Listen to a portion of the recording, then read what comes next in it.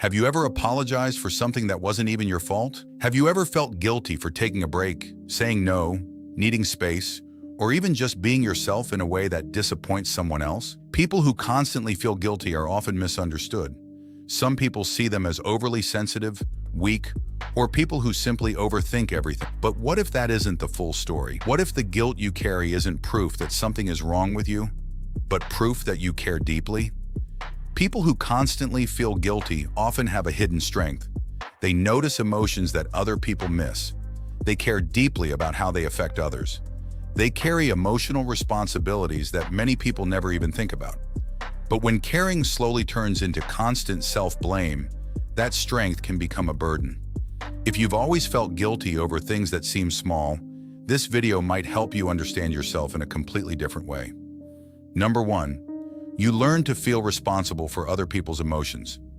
Psychology suggests that many people who struggle with ongoing guilt grew up believing they had to protect the emotions of people around them. Maybe as a child you learned to stay quiet to avoid conflict. Maybe you tried to keep peace inside your home. Maybe you felt responsible whenever someone around you became upset. Over time, your mind can create an invisible rule. If someone feels bad, I must have done something wrong. So now, as an adult, you apologize when someone becomes distant. You blame yourself when somebody seems upset. You feel guilty whenever you set boundaries. Imagine this. You tell a friend you can't hang out because you need time to rest.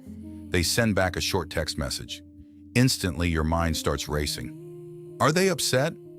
Did I hurt their feelings? Should I have just gone anyway? But needing rest isn't selfish. Wanting space isn't rejection.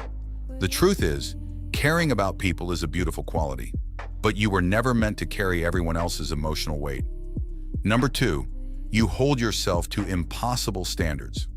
Research indicates that people who experience frequent guilt often place incredibly high expectations on themselves. You don't just want to do well, you want to do everything perfectly. You want to be the perfect friend, the perfect partner, the perfect son or daughter, the perfect person. And whenever you fall short of that impossible image, guilt shows up, even over small things. You forget to respond to a text, you miss a task, you disappoint someone one time, and suddenly your mind says, you failed. But here's something important to remember. You do not have to be perfect to deserve love. You do not need flawless behavior to be worthy. People who care deeply often expect things from themselves that they would never expect from anyone else. You forgive others for being human, but sometimes you forget to give yourself that same kindness. Number 3, you notice pain that other people miss. People who feel guilty often have strong emotional awareness. They notice facial expressions. They notice changes in someone's tone. They notice quiet sadness. Psychology shows that emotionally aware people often absorb emotional signals more deeply than others. This can make you incredibly compassionate. You become the person who checks on everyone, remembers small details, and notices when someone says, I'm fine, even though they're clearly not. But there's a hidden problem. Sometimes your mind starts taking responsibility for pain that was never yours to fix. You see someone struggling and immediately think, I should do more. I should help. I should save them.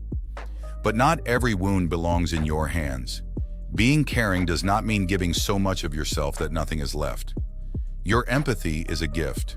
It was never meant to become a punishment. Number 4, you confuse guilt with being a good person. This one is deeply hidden. Some people unconsciously believe that feeling guilty proves they're a good person. Because bad people don't feel guilty, right? So if you stop feeling guilty, maybe you become selfish. Maybe you stop caring. Maybe you become someone you never want to become. But that isn't true. Constant guilt doesn't make you kind. Kindness comes from your actions. Kindness comes from your heart. You can care deeply without carrying emotional pain every moment of your life. Think about someone you love. Would you want them to suffer endlessly just to prove they care? Probably not. Then why expect that from yourself? Number 5, you became used to carrying invisible burdens. Research suggests that emotional patterns can become automatic over time.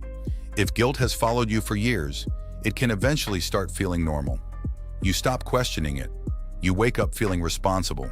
You replay conversations in your mind before going to sleep. You carry invisible weight every day without realizing how heavy it has become.